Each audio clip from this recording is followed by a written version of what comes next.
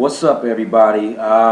Once again, it's your main man, Brooklyn Mclinn, and this video series, I'm actually gonna dig into my book. I wrote a book called My Book of Favorite Quotes, a 30-day transformation to becoming a better you. So I'm going to give a little introduction about the book, and then basically I'm going to go chapter by chapter in the coming videos and just really like digging into the quotes, the stories behind it, actual reading, and then how we can apply these things and these processes into our lives to create change, right? I wrote this book because I would see a lot of quotes and stuff. That's like a big thing now. Quotes on social media. Like people will post quotes and then that's like the thing. And I was always interested in like what it meant to that person. Like, why are you posting that quote? Like, what did you do before and then now you do this? And you know, you read the quote and it created this life-altering moment. So I wanted to share in that with people, and people never really did that. So it just felt kind of empty, and I was like, well, why don't you do it? And so I was like, yeah, I'm gonna write a book about some of my favorite quotes. And then as I started writing, I started thinking to myself, well, why am I only writing about quotes that other people say? And I was like, you know, people say things to me all the time that I always say. And I was like, you know, like that's just as important too. So we all individually need to learn how to validate our own words, as opposed to always waiting for somebody else to give us validation. Sometimes you gotta validate yourself. Sometimes you gotta know that you're worthy of something and then stand on that. And when you do those kind of things, like, there's always going to be ridicule that comes back, but there's also going to be praise that comes with it. Like, that's the universal law of polarity. You can't have one without the other.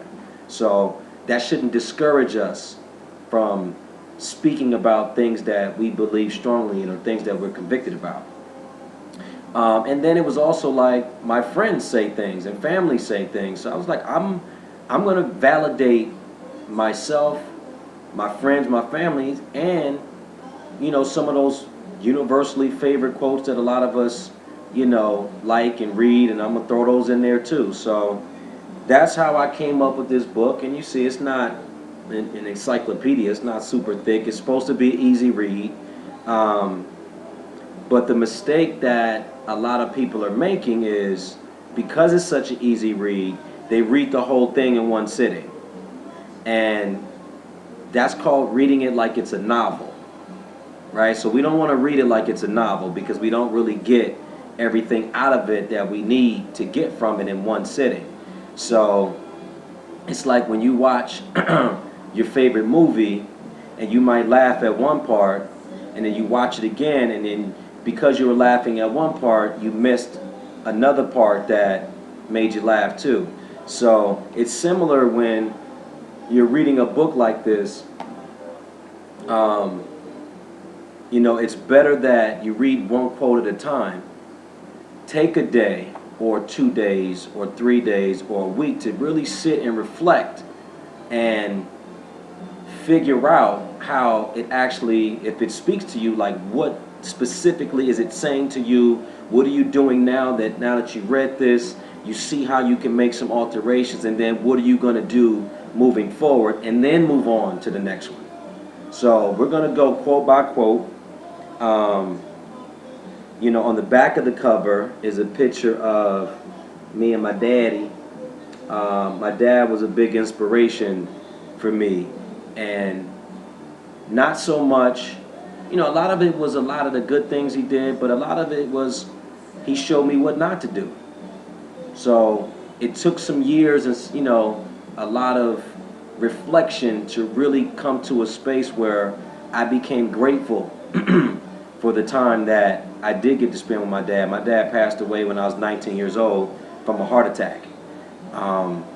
Wasn't in the best condition, smoked, drank, lived it up, did the best way, he wanted to, but it wasn't conducive for a long, healthy life that as a kid, as a son, you want your parent around. So when he passed from the heart attack, I was really angry, was really upset, really pissed off, and kind of shut down emotionally. And so it took some time and some work on myself to break down those walls and learn to feel again. Because as black men, and as men typically across the board, but speaking as this individual that I came into this world as this time, black men, we don't emote well.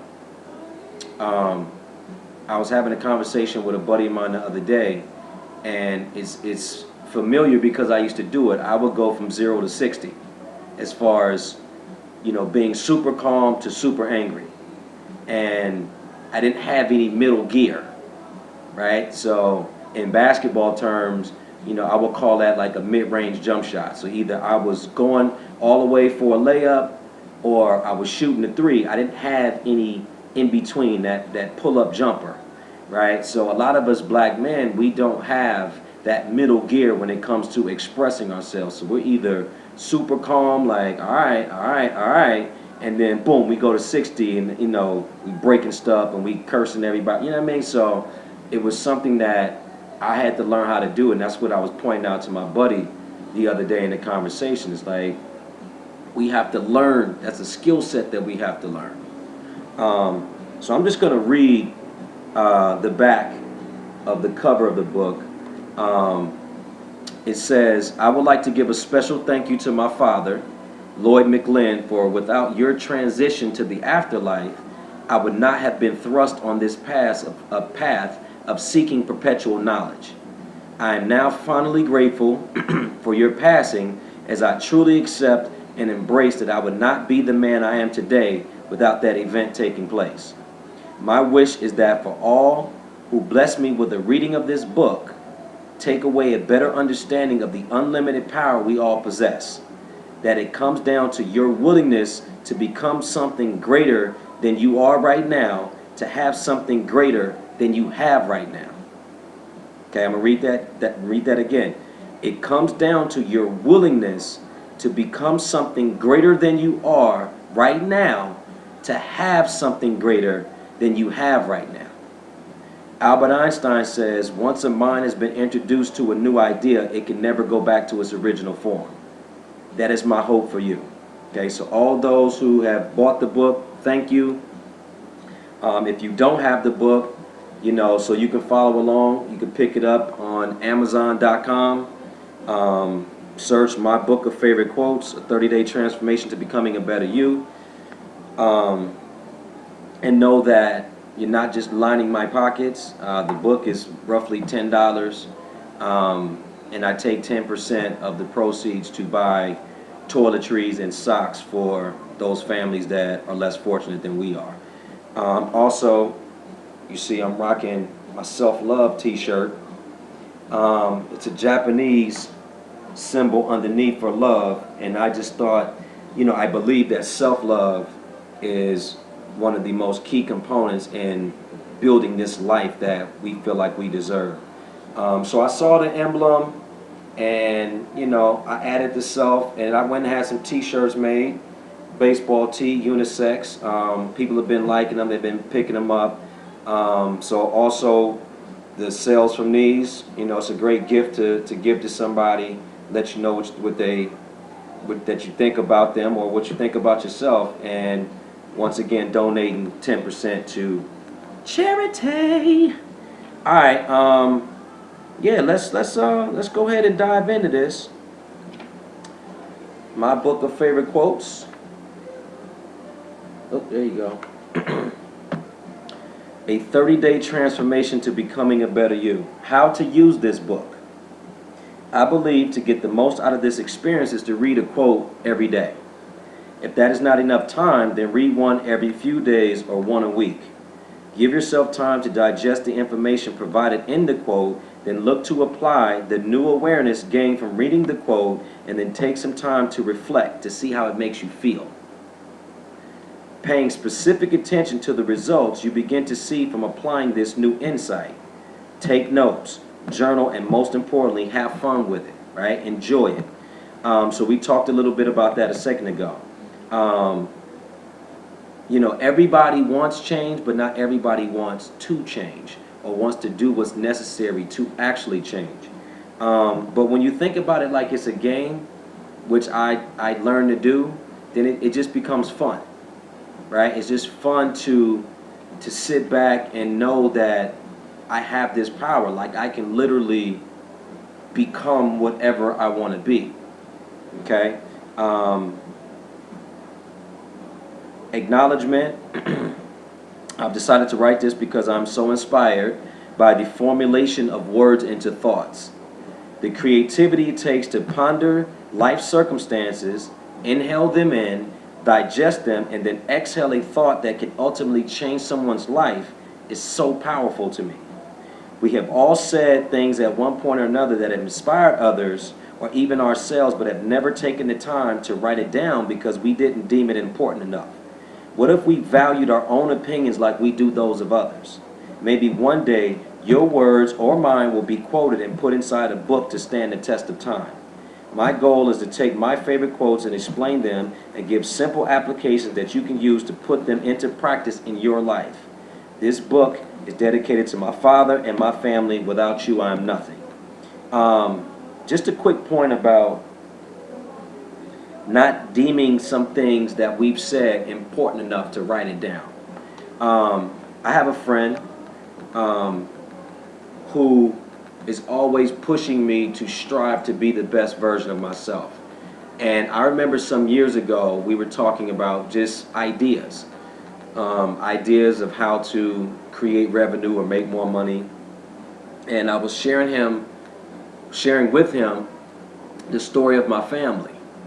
And he said to me, he said, man, that's a movie. It's a movie idea. You should write that. And I was like, nobody really wants to hear that story. Like, it's been done already. And he looked at me and he said, that right there is what stops 99% of people from accomplishing anything. Like, it's you. It's me. Like, we are our own worst enemy, our own obstacle. We get in the way.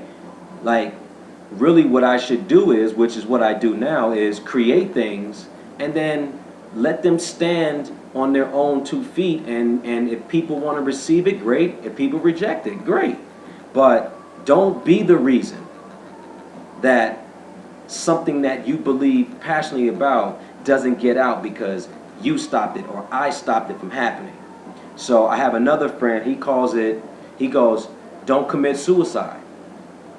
Right? So don't have an idea or don't have an opportunity and you put the bullet in your own head and you block yourself. He goes, let whoever you're dealing with or let the opportunity or let, you know, the circumstances surrounding the idea kill the idea. If it's going to be killed. Right? Don't you do it. Don't you put the bullet in your own idea. Like, that's silly. And it just makes so much sense to me. So that's something to think about. I know I was guilty of it for a long time. Just not feeling worthy enough and believing enough in my own ideas to breathe life into them. And that, you know, comes back to a self-love idea, self-esteem, self-confidence. Like, you know, this could be really transformational if you open yourself up to it. It really helped me throughout the years, just kind of applying a lot of this information. The front of the book, there's a quote. It says, far from what I once was, but not yet what I'm going to be. And I saw that one day and I was like, wow, I like that. Like it just, and then when I think about it, I reflect back to those younger years and I'm like, wow, I've really come a long way. You know, you think about the events that have taken place, um, good times, bad times, um, school, friends, relationships, money, having money, losing money, having, you know what I mean, like traveling, just the people that you've come in contact with, you know, the memories, like, it's like, wow, like, I'm nowhere near the person that I was. I have a lot of, I brought with me a lot of those same qualities, but a lot of that stuff I left behind.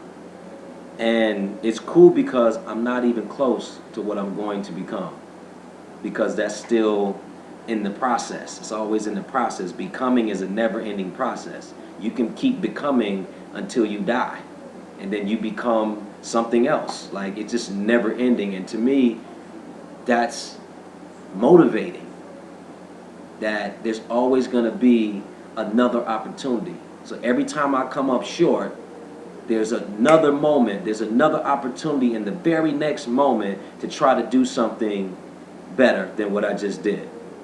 And to me, that's just an incredible thought. Um, Anything else do I want to share? Talked about the back, the front, how to use the book is important, acknowledgement. Hey, let's get to it. So this is the first quote, and the first quote is from my father. Okay, my dad's name was Lloyd Mclinn, and yeah, I wish he was alive for a lot of you that know me to experience this guy. Like, I'm really interested. He died when he was 49, and I'm really interested in what his evolution would have been. You know, 20 some odd years later, you know, he'd be 70, early 70s. So, like, what would he have become? You know what I mean? Like, that's just all. Sometimes I'll just sit, you know, and think about that, and it's just like, wow, like, even like guys like Biggie and Tupac, like all that stuff that they went through, and their untimely deaths, it's like they were 24, 25 years old. Like, think back when you were that age, or when I think back when I was that age, or even if you're that age now, it's like, what do we really know? Like, I think back to that time, it's like I didn't know shit. I didn't know anything. And I think about my father at that age, he already had 3 kids. And I'm like, wow, like, okay. So to have that opportunity to evolve, some of us, we all have that opportunity, but some of us, we don't use it. We're just living day to day and living to pay bills and to pay rent, pay your car note, credit card bills. It's like, yes, that's a part of the system that we live in, but that's not why we're here. We're here to evolve. We're here to interact with each other. We're here to relate with one another and have experiences and live life to the fullest, right? So the fact that my dad, you know, based on choices that he's made, Biggie, Tupac, based on choices that they made or energies that they were giving off, they didn't get that opportunity. But those of us that are here, we have that opportunity to evolve. All right, so my dad would say a lot of stuff. Some stuff I can't repeat because it's X-rated. But a PG quote that he used to say to me all the time was, only 2 reasons why someone doesn't make it. There are only 2 reasons why someone doesn't make it, and it's either you quit or you die. There's 2 reasons why people don't make it, either you quit or you die.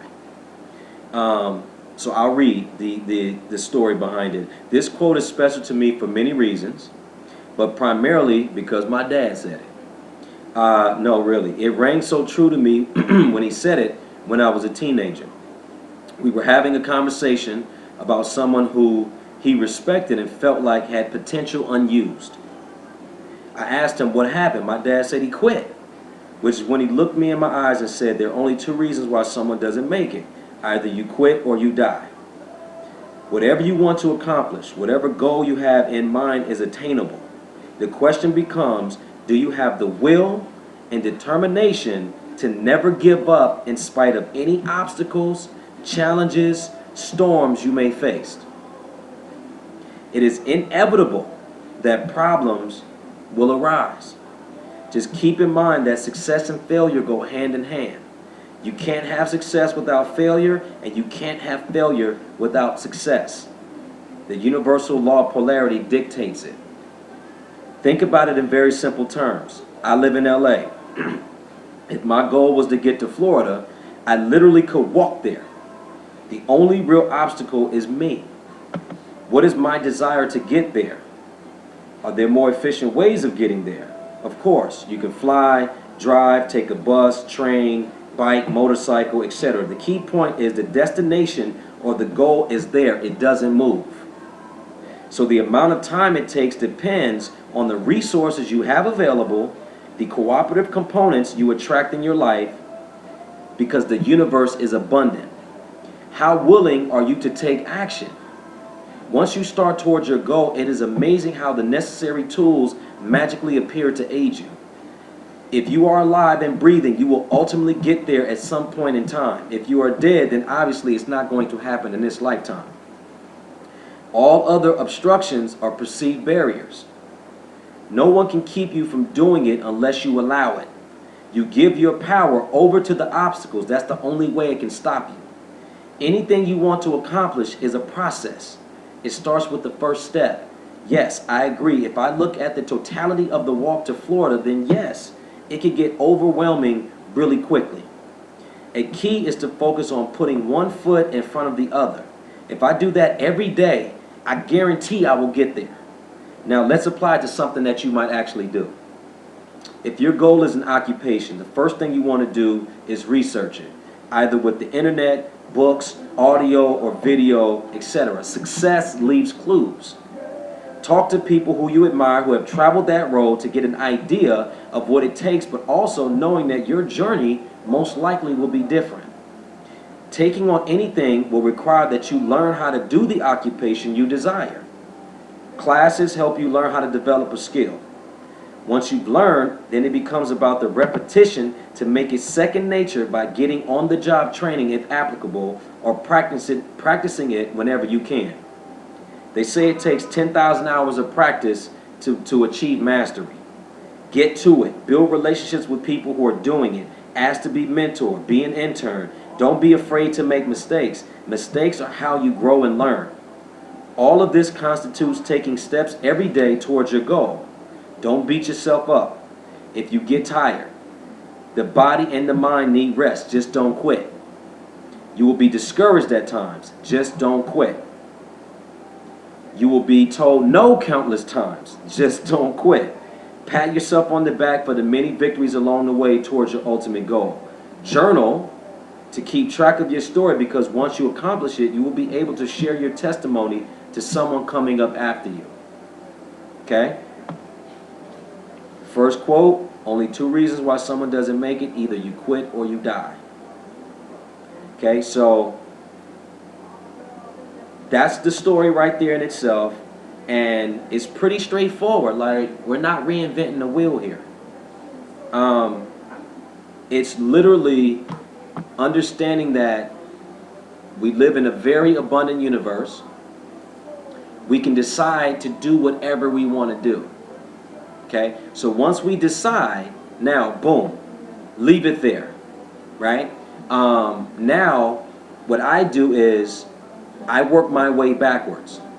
I go, okay, I want to be an actor.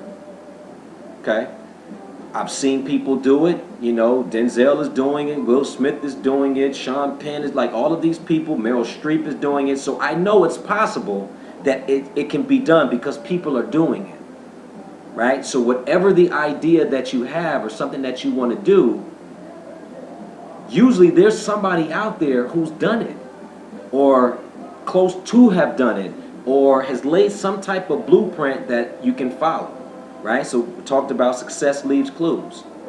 Okay, so trying to understand if it's possible, we can take that out the equation. We know it's possible, right? There was a time when I'm sure they thought air travel was impossible, and then somebody created it. So In the universe, it's possible to invent, create, do whatever it is that you want, because as we've seen throughout history, people invent things. There's nothing that can't be invented inside this space and time, and this universe has been the same since the beginning. So everything we need is already here. So take that, I don't know if it can be done, take that out. Really what you're saying is you don't know if you can do it. But if somebody else is doing it or has done it, then you can do it. Okay? And then I'm not talking about physical capacity, right? Running, jumping, well, somebody's 7 feet tall. I want to be 7 feet. It's like, no, I'm 6 feet tall. So genetically, there's certain things we're not able to overcome at this point in time. Maybe scientists are working on something where you can change the genetic code and become taller. I don't know. That's not my passion to create or invent that, but maybe that's yours. The next thing we talked about doing was researching it, right? Everything is a skill. Everything is a learned behavior. Walking is a learned behavior, right? We stand, we fall, we get picked back up. We walk along holding the edges of tables. We fall down. We want to cry, but then our parents clap their hands and encourage us. So we learn that learning how to walk is a game. Somewhere along the line, we lost that. As adults, we don't make room for mistakes anymore. We don't make room for falling down and laughing and joking about it and getting back up. Right? So the idea of perfection doesn't exist. Right? Success and failure go hand in hand. You can't have solutions without problems, and you can't have problems without solutions. They go hand in hand. Right? So there's a skill that we want to learn how to develop, and it takes time. There's a gestation period. That's a process to learning how to do something, to becoming something. So be present in becoming. So taking the classes, like enjoy the process of becoming better at what you're saying you want to do.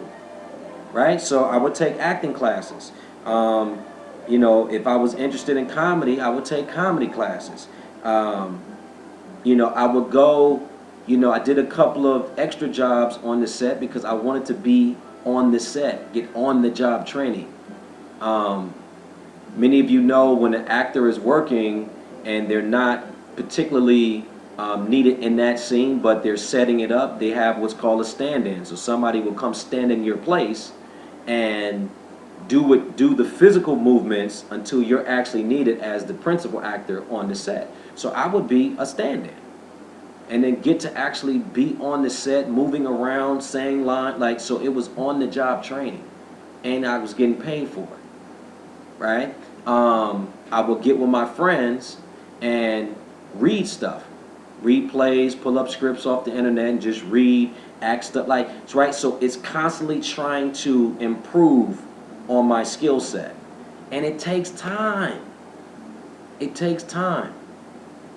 I wasn't particularly interested in being famous. I wanted to be really good at what I did. I wanted to achieve mastery. So we got to put those 10,000 hours in. That's another good book, is The Outliers by Malcolm Gladwell. That's where I first heard that 10,000 hours to achieve mastery.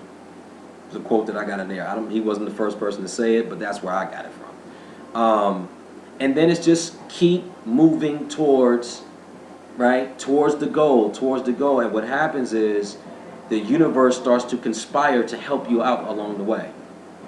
Right? So as you talk about it, as you're doing it, you're in acting class, you meet other actors, and people are working on projects, and people are sharing information, and you might go to a screening of something and meet an agent or a manager or a producer or somebody who, it starts to happen as you start moving towards it. The only way you don't get there is if you quit.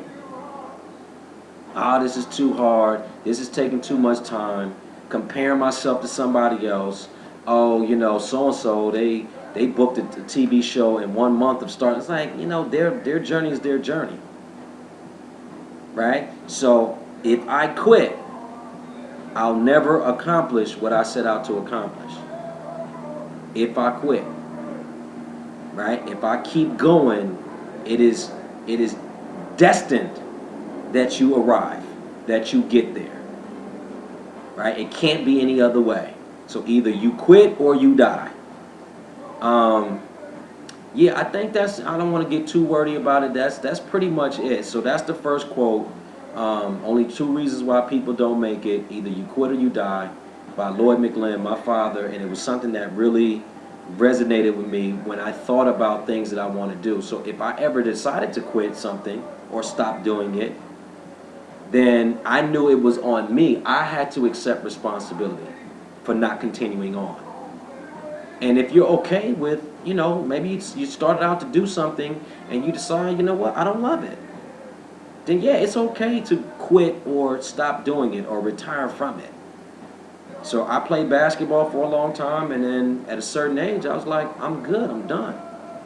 I'm quitting. I don't want to play anymore. Oh, you never made it to the NBA. Yeah, well, I'm okay with that. I'm okay with that.